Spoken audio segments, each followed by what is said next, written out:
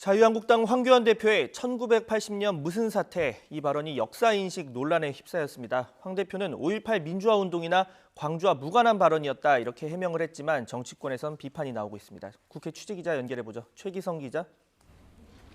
네, 국회입니다. 네, 휴일이었던 그제 황 대표가 한 발언인데 지금까지 논란이 이어지고 있죠. 네, 자유한국당 황교안 대표가 그제 서울 종로구 한 분식집 앞에서 한 발언이 발단입니다. 자신의 모교인 성균관대 재학 시절을 회상하다 나온 얘기인데 일단 들어보겠습니다. 그때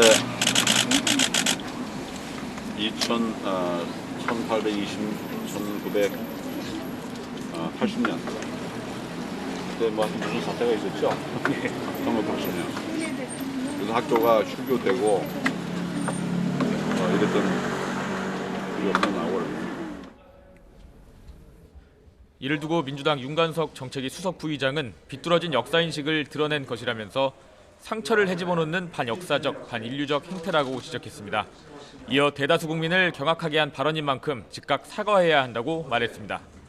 대한신당 박지원 의원도 오늘 YTN 라디오 인터뷰에서 황 대표의 근본적인 정신 상태가 의심스럽다고 비판했습니다. 논란이 이어지자 황 대표는 휴교령에 따라 대학을 다닐 수 없게 됐던 상황에 대한 언급이었다고 해명했습니다. 또 5.18 민주화운동과 관계없는 발언을 억지로 결부시킨 공세와 불법적인 허위사실 유포에는 법적 대응하겠다고 반박했습니다. 네, 총선 시기도 빠르게 돌아가고 있는데 인재 영입부터 각 당의 통합 추진까지 쟁점이 많은 상황이죠.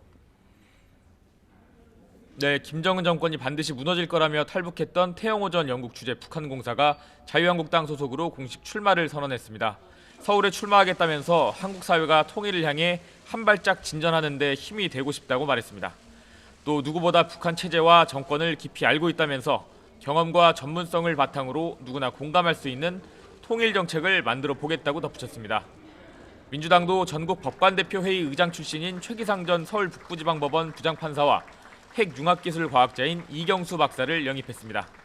최 부장판사는 사법행정권 남용 사태 이후 3년이 지났지만 실제로 바뀐 건 없다면서 국민 중심의 사법제도로 바꾸는 사법개혁을 완수하겠다고 말했습니다.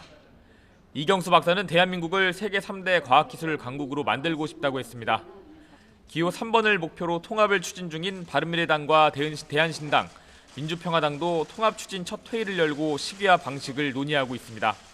바른미래당 박주선 대통합개혁위원장은 조건 없이 옥동자를 만들어내는 통합선언 발표가 있길 기대한다고 했습니다.